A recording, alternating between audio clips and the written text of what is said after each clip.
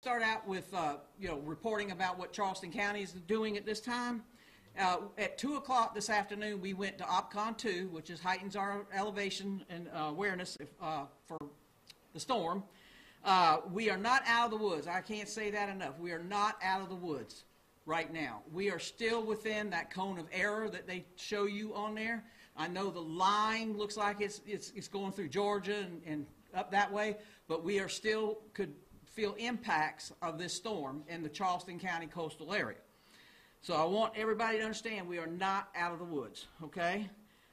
This storm has shifted a couple of times, as we all know. We've listened to the Weather Channel and the different weather folks, and it could very well shift back again. So there, we don't know because it's still too far away to get a good idea, okay?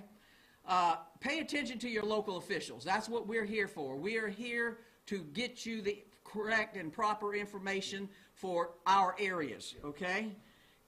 What I do want to do is encourage you to continue your preparations, like putting together a supply kit, making up your hurricane evacuation, know your hurricane evacuation routes, and for your area, for you to leave. So when and if the governor issues that evacuation order, then you'll be ready to go. I do want to tell you that we are ready. Charleston County, the Tri-County area, we are still progressing on as if this, we were going to feel the brunt of this storm. We are ready to go when the governor says when he orders that evacuation. We do not know what time that's going to be. As he mentioned in his press conference, he wants to wait till after the 5 p.m. advisory from the National Hurricane Center before he makes that decision. But no matter what, the Tri-County coastal area and the state of South Carolina is ready to go whenever he makes that decision. Being prepared, Charleston County has their own hurricane guide. And in here, if you can download it from our website for charlestoncounty.org, and in here it has information to help you not only with your evacuation routes, but how to be better prepared for this storm or in any storm. As I mentioned, we are ready to go. Our shelters are ready. All we have to do is pull the flag down and say, okay, get them open.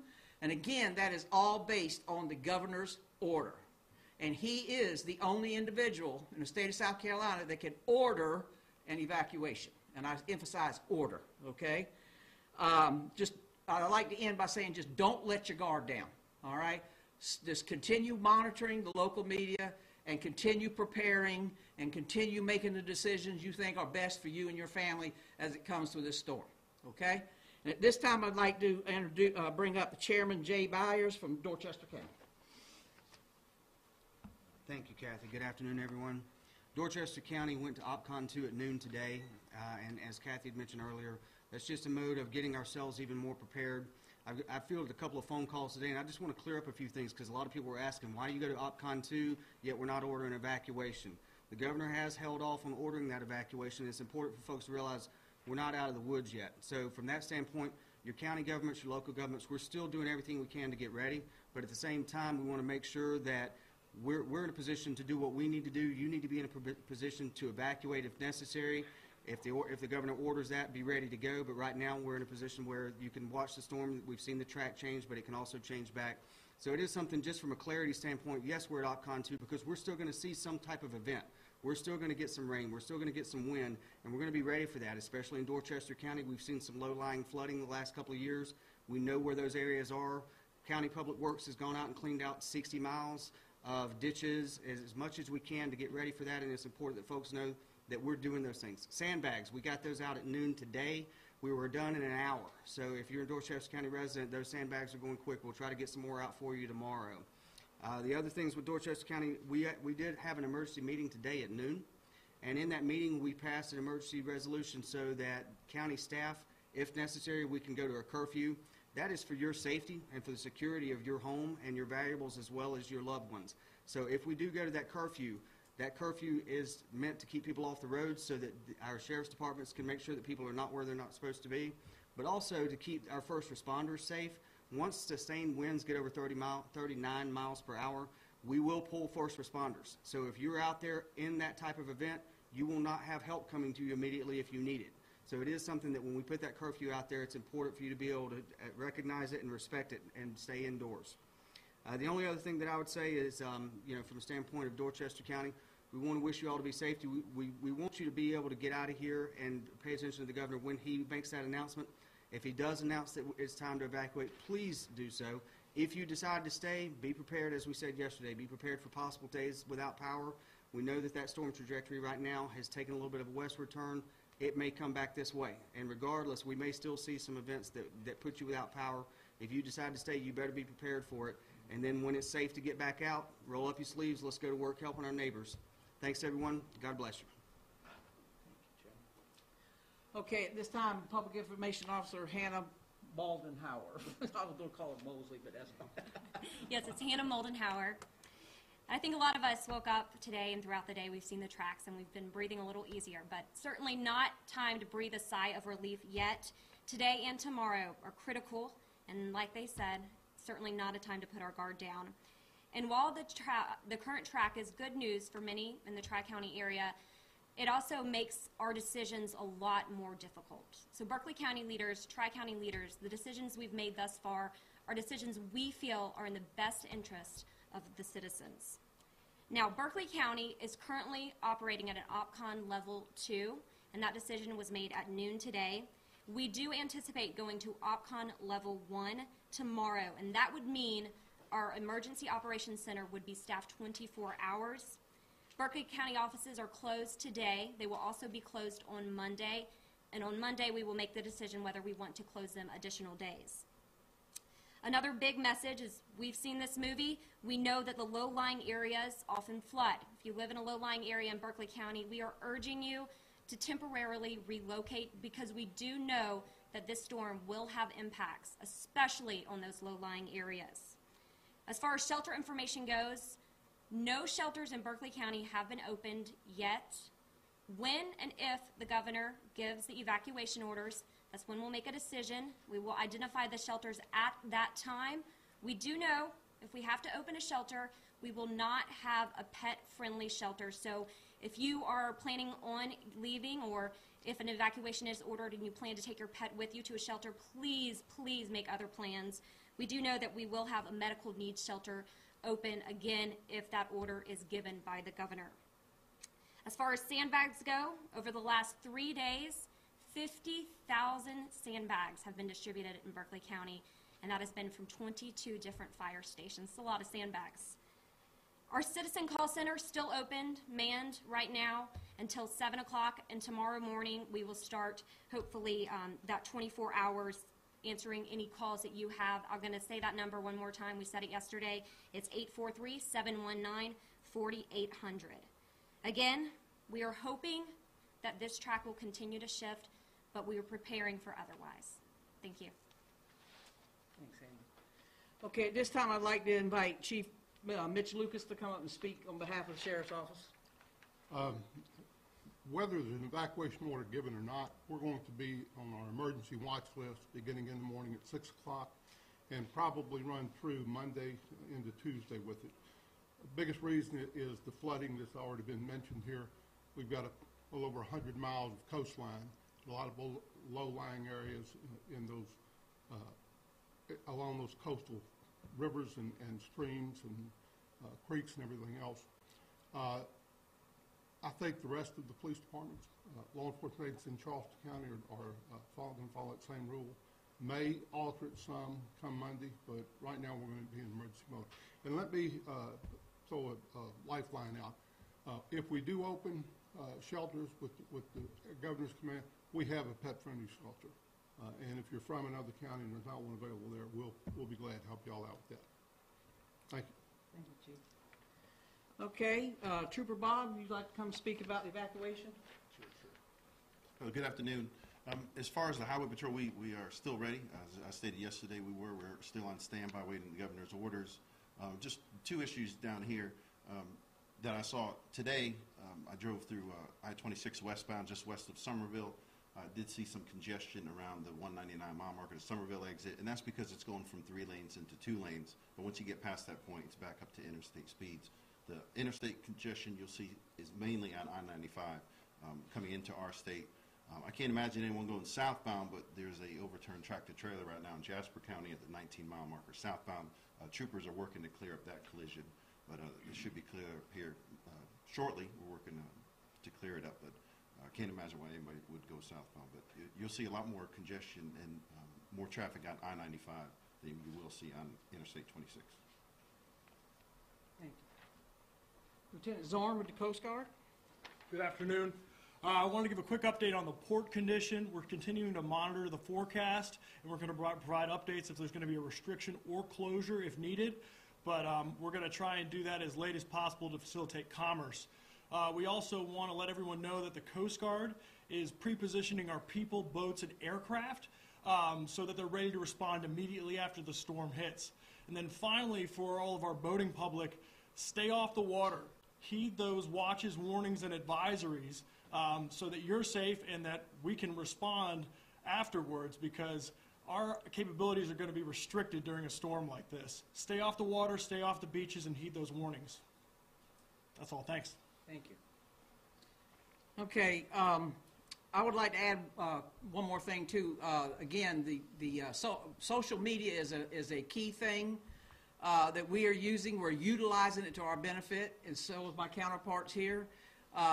Facebook, Twitter, Charleston County has their own, emergency management has their own app that you can download for free. All those are means of people getting the correct information, okay? Please, as I mentioned earlier, listen to the officials here, and just kind of, overlook anything anybody may post or whatever that is not a part of the official group here. So at this time, I'd like to open it up to questions, if you have any, for any one of us up here. There was mention during the governor's press conference today that there was already some flooding in the area. Do you guys have any more details about that? We have, actually, we have not heard of any in Charleston County. I don't know if my counterparts here have heard it, anything in their county. But as of right now, one thing we need to also keep in mind is this: it's a full moon this weekend also, and it's already projected for astronomical high tides. That's above and beyond, or what the storm may cause. Okay, and one other thing too I want is storm surge. People talk, I want to explain to you, storm surge is when they say 3 feet of water, 8 feet of water, whatever, they're talking about from the ground level up, okay, is what storm surge is. So if whatever the footage they say that we could experience in this area of storm surge, just compare it to the height of your body and determine whether or not you need to get out of that area, okay? We strongly encourage, as my counterparts up here have said, for people that if they live in a low-lying area and they don't feel comfortable staying where they are, to relocate to another location, okay? If we open shelters, those will be announced as to their locations to include the pet shelter, okay? But until then, we're not, we don't announce the locations because they're not open yet. Any other questions? In the event of county shelters opening, what kind of identity or identification do they need to bring for those shelters in a specific county, or does it matter? Well, they should have at least some form of identification for entering, because they do get kind of registered, if you will, into the shelter. So there need to be some form of identification. Yes. Okay. But I'm sorry. But if they live in, like, say, Charleston County and they're trying to get in a shelter in Dorchester County, is that going to be possible? It should be, as long as they have the space, because I mentioned yesterday, and my Berkeley and Dorchester counterparts here understand this, but we don't have a whole lot of shelter space in Charleston County alone. And so they are aware that there could possibly be Charleston County residents going into their shelters also. Yes, ma'am. Yesterday we heard that Charleston County would have up to 5 shelters. Could we hear from Berkeley and Dorchester on how many shelters Sure. you plan now? I can hit that real quick, and I meant to do that earlier. I apologize. So Dorchester, we're expecting to have 7 shelters to be open if the governor issues that order. And we actually are going to identify one as pet-friendly, and that site has to be determined. So we should have that out there shortly, and it'll be on the website, which I meant to also mention, DorchesterCountySC.gov/Irma, and you can find a lot of information there that'll help direct people to the right place. And we also anticipate opening about 7 shelters. Any other questions? Are there any estimates right now what storm surge could look like for the area? No. It's really hard to tell, because again, it's too far away for us to even know that. Any other questions? Kathy, Yes, ma'am. There's definitely a different mood today. You know, 24 hours ago, I talked to people who were sitting there with their boards cut under their windows. So, you know, I'm not going to bother now. Again, I know you've alluded to this, but how quickly this all can change. Very quickly. The Hurricane Center issues advisories on these storms every 6 hours. 5 a.m., 11 a.m., 5 p.m., 11 p.m. And they could change in those 6 hours, okay? It could change drastically in those 6 hours. As an example of the track today, last night it was coming like we saw yesterday. Overnight it changed to move to the west. So in 6 hours, these storms can change dramatically. So that's why I want to encourage everybody, please do not let your guard down. Continue your preparations that you would do if we were actually going to be hit by this storm. Continue those preparations. Make sure you have all those necessary supplies and so forth already with you so you would have them when needed. So just continue. Please do not let your guard down. We are not out of the woods. Okay? Any other questions? Okay, in closing, I would like to have Chairman Rao speak. A lot of people have asked me already by email and phone, what's changed? Nothing. There's an old saying, something like there's no education in the second kick of a mule. We've been kicked quite a few times. The older of us have been kicked more than the younger. And if you don't learn from that, something's wrong with you. If anybody wants to hold me accountable for making decisions based on the fantastic experts we have in Charleston, Dorchester, Berkeley, and the state of South Carolina on hurricane and evacuation management, I'll be more than happy to accept service on expenditure of taxpayer monies to save lives anytime, any place, anywhere. So the bottom line is nothing's changed. It won't change to me until that hurricane is so far in the other direction that we can declare no emergency whatsoever. So the bottom line is, if it changed that quickly from we're direct target to it's moving slightly west, we got 3.5 days left. It can sure change back. So please keep up your guard. We will. We're at OPCON 2, just like Berkeley and Dorchester. We track each other. We work with each other. We are in full collaboration. And quite frankly, we've been here. We've done this before. I don't want to do it again, but if we have to, we are in fact prepared. Thank you very much. All right. Thank you so much. We appreciate you coming to this press conference. I'd like to also now bring up Sasha so she can report for the Spanish community. Buenas tardes. En estos momentos, el Centro de Operaciones de Emergencia de los Condados de Berkeley, Dorchester y Charleston están operando en condición operativa número 2. En estos momentos todavía el huracán puede llegar a nuestra área o mal tiempo por causa del huracán. La ruta prevista del huracán se ha desplazado varias veces y tenemos que estar preparados. Preste atención a las autoridades para la orientación. Continúe sus preparativos desde los paquetes de suministro hasta los conocimientos de su ruta de evacuación si el gobernador emite la orden. En los condados estamos preparados para la apertura de los refugios si es necesario. Si tienes preguntas sobre el huracán, la línea de teléfono para información en español está disponible. El número es 843-746-3909. Y recuerde, solo llamar al 911 para emergencias. Gracias. Thank you. Again, thank you all for coming. We appreciate it.